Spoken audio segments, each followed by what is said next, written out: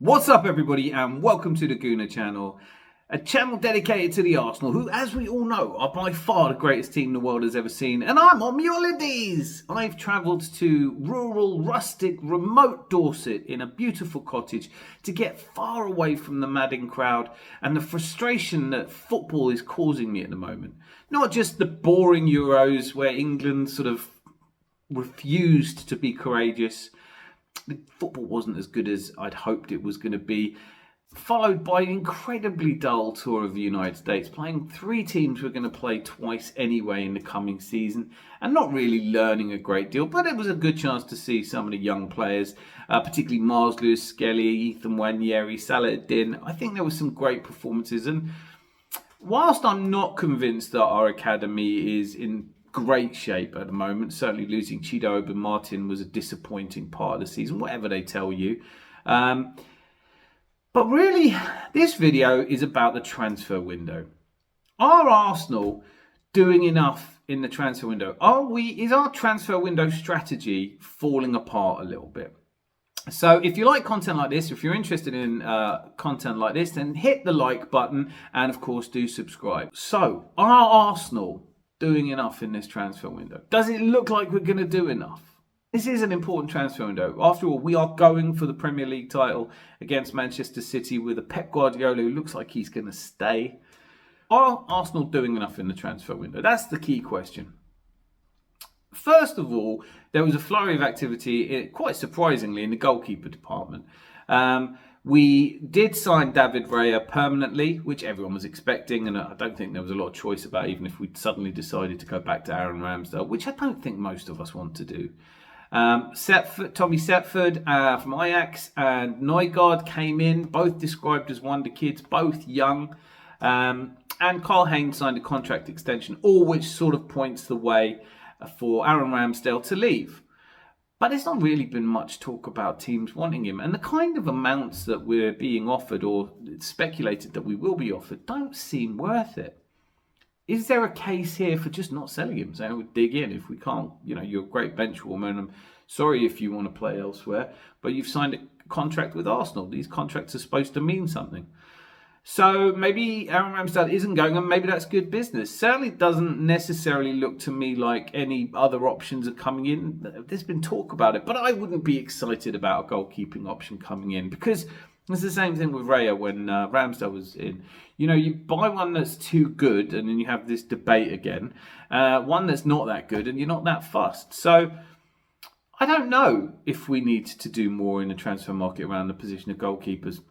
Of course, we had this long, drawn-out saga with Riccardo Calafiori, who I have to say, from his first interview, I'm really excited by. Of course, I saw him play in the Euros, really liked him. And you shouldn't really buy a player because he's good in Euros. We'll come back to that in a minute. But he looks like he could fit into that left-back position. Certainly could provide some competition for Gabriel. And apart from anything, you want 8 really good defenders. And I think we've got that now. There is speculation that Zinchenko or Jakub Kiwior might go. We may yet get really good offers from him and not be able to turn them down. Don't think there's anything wrong with that. After all, Mars Lewis Skelly, who I really enjoyed watching in that kind of inverted left-back position, if he's going to have any games there at all, you don't want too many people ahead of him. And at the moment, left-back is starting to look a bit congested, isn't it? Certainly with Jurrien Timber, Calafiori, Zinchenko, Kiwior, Tomiyasu can play there. It's unlikely that Miles' career path looks that promising there. Then you've got... So I would give credit to Arsenal for signing Calafiori, but there is also something that... I know we don't get the full truth from Arteta. He manages information very carefully, and perhaps that's for the best. It is a bit frustrating though, isn't it? Because we sign Calafiori, and one of the first things that Arteta says is, we've been watching him for about a year. And I don't know about you, but does that smell a little of BS? Because let's be honest with you, you've only been at Bologna a year, and if we've been watching him for that long, this just shows that we didn't trust our judgment enough. Did we have to have him do a fully good season at Bologna? If we were really on our scouting network, we could have bought him off Basel for like £4 million. No, this feels a lot more to me like we saw him play really good Euros. He fits the profile. Maybe we didn't get one or two other players we wanted. I really wanted Ferdi Kadioglu, who was my standout player at the Euros in that left wing back role for Turkey. And as far as I know, he's still available. So who knows? Maybe we're going to jam that left side even more. That saga, though, that Calafiori on off, is he coming, isn't he? It was never really stressful. It didn't really look like he wanted to go anywhere else. And he said it himself. He said that he decided even before Edu and Arteta started talking to him. But it's clear that he has some passion for this project, and I think we can all agree he's a good signing, but not like a transformative one. He's not the difference. He's not going to make the difference between us winning the league or not. We have let Emil Smith-Rowe go, and we got great money for him, and I did a video about it. I know it's not as clear-cut as I see it as, that we should have kept him. Of the Reece, Nelson, Eddie Nketiah, Emil Smith-Rowe, 3 that we're looking like selling from the academy, Emil is definitely the one I would have kept. Offers us something in that midfield position, but it's not to be. And instead, it looks like we're bringing in Mikel Merino, who I, again, only really know from the Euros. I will give another massive shout out to Digi Scott and the Zanzibarian for mentioning him weeks before he became the on-off saga of our summer transfer window. I mean, to think that this £25 million signing of Merino is taking us longer than it took us to get Rice over the line for £105 million. It just feels to me an awful lot like we could be acting more quickly. Merino has returned back to Sociedad with his advisors, so it looks like they're sorting out contracts and things, but it's clear that, you know, this isn't a done deal yet, and it keeps being speculated that it might fall out of bed. I don't think it will. I think Merino's coming, and I'm looking forward to seeing him. I only really saw him at the Euros, but from what I know about him, he's a dual-winning midfielder and might give us a little bit more of that, what we're missing from Granit Xhaka. Because, look, I don't think it's controversial to say that Kai Havertz isn't quite the answer in that left 8 position, any more than I think Fabio Vieira was ever going to be. And I thought Emil Smith-Rowe might have a chance, but as we know, he's gone. So we do need a midfielder. I thought we needed a defensive midfielder, so I'm gutted today to find out that Joshua Kimmich is almost certainly going to be staying at Bayern. I can't believe we couldn't make an offer tempting enough. But I think he's Bayern through and through. And apparently Vincent Kompany's really impressed him since starting. Is it just me, or is it just weird that Vincent Kompany is Bayern Munich manager? It is weird, isn't it? So I wanted us to be really looking for that defensive midfield position, and Bruno Guimaraes is too expensive. Douglas Luiz obviously went to Juventus rather coming to us. Amadou Onana, my name's not even Andre, mate. Loved him. 50 million. We didn't get him either, and Tchouameni's not going anywhere. So there aren't necessarily the standout defensive midfielders, and Merino isn't that. But maybe you would play Declan Rice as that. Now, Thomas Partey's looking like he's staying because, again, we can't sell him. But he's said some really good things in the pre-season about how he's going to make people fight for their position. Jorginho, Thomas Partey and Declan Rice fighting out for that 6. Merino comes in, gives us a bit of dual winning capability. That's all good.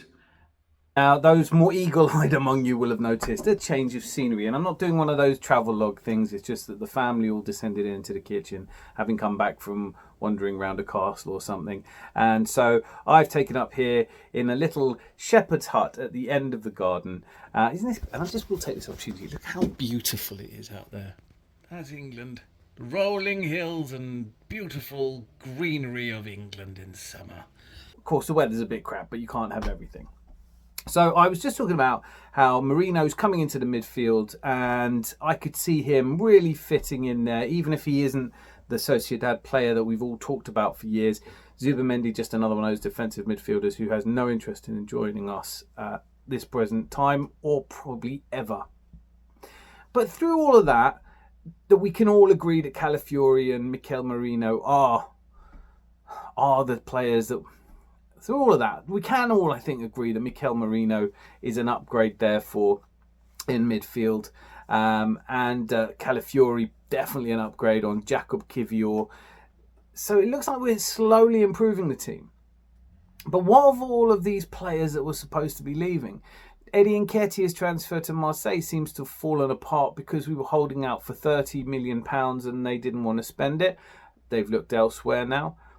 No one else seems that keen on him, and this transfer market isn't just bad for Arsenal, it's bad across the board. Man City haven't made moves, Liverpool haven't made moves, we haven't really. We probably have, it's fair to say we have more to do than Manchester City. They could probably sit still, and I'm really interested in what we're going to do up front, because even though I haven't been one of the people going on about how we desperately need to sign a striker, watching that game against Man United where we only needed to get a goal to equalise, and for the entire second half we played with the ball but just never really made chances. Earlier in the pre-season we got a chance to see that Charles Sago Jr. probably isn't ready yet. Eddie Nketiah is not the answer.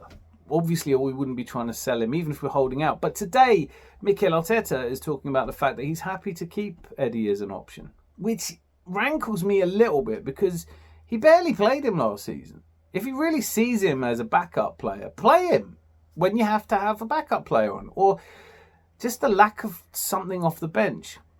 Reece Nelson's looked good in this pre-season, by the way. And I could absolutely forgive us for not selling him. But I think he has his heart set on leaving more than Eddie. So you're keeping a player that doesn't necessarily want to be there. For all of the talk around players to come in, are we close to any of them? The on-off saga of Victor Osimhen will not go away. I do think he's potentially a difference maker. I do think that potentially having a player like Victor Osimhen could really help us. There are a couple of downsides though. One, huge amount of money. Two, injury history, not great. Three, is he going to fit into our system well? But if it isn't Victor Osimhen, and we do sell Eddie Nketiah, and I'm hoping we do, because as I just said, I don't think he is the backup option. Gabby Jesus in the pre-season has looked better, but again, does he carve out enough goal-scoring chances? Are we creating enough goal-scoring chances? I know we haven't seen the full team yet. We're still missing key players.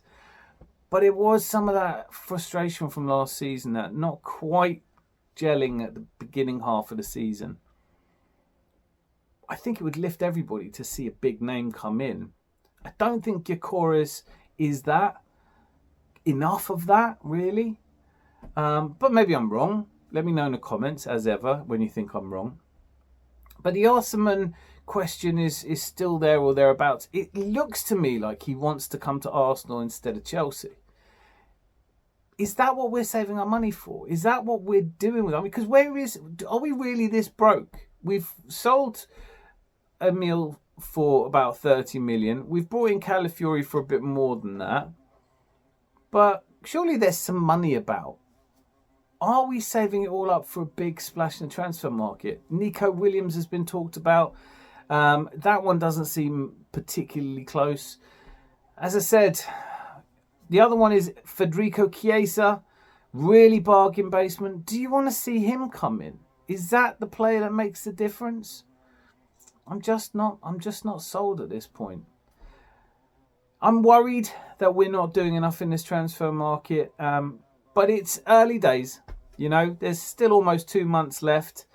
And Premier League football is starting soon, though. So it doesn't now look like we're going to be bringing in a player for the start of the season. I don't know. The only other one that is worth us talking about, which I think could be a bit of a coup, but Julian Alvarez. What a player. He looks like he has his heart set on leaving Manchester City. Not because he's not getting game time, because he got plenty of game time last season, but because he doesn't get played in the big games. And that's definitely true. So he wants to leave. But would Manchester City sell us yet another player? Certainly. Would they sell us such a good forward when what we really need is a little bit more imagination in the forward areas? It's a tough one, isn't it? Do you think Gabby Jesus is going to step up this season and score 20 goals? Is Kai Havertz going to have a 20-something goal season? I could see it happening. Are we going to rely on our set pieces like we did last time? Is the introduction of players like Calafiori and potentially Mikel Merino really going to help us in that area as well? How are you feeling about the season to come? Because I'm not as excited as I was at the start of last season. And obviously, you know, Jurrien Timber, Kai Havertz and Declan Rice helped with that excitement. But there was also a feeling of progression, a feeling that I really felt that we were better than people were giving us credit for. And now I think we're about as good as people are giving us credit for. We are the second best team in the Premier League. We are expected to hold that position. We have strengthened in depth, but we haven't got that spark. Yes, Ethan Nwaneri coming in is exciting for me, as I'm sure it is for you. But who is that difference maker? Who is the player? And at the moment, I just don't see us being linked with anyone. I don't see us being able to sell all the players that we ideally want to see go. Whether that's Aaron Ramsdale or Thomas Partey or Eddie Nketiah or Reece Nelson. And if we did suddenly sell them, we're running out of time to replace them.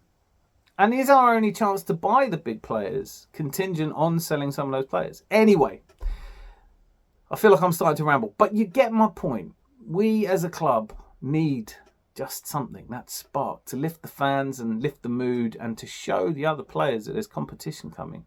If we start the season with Eddie and Gabby and Kai up front, it could be a challenge. So, Julian Alvarez, Osimhen, Gyökeres, Ivan Toney. Let me know which one of these you fancy bringing in. Let me know which one of these you would bring in. Let me know what you think of the transfer market so far. And let me know if you're excited about the season to come. Is 24-25 going to be the season we finally hold aloft that trophy again? Until I see you again. Be lucky. Lots of love.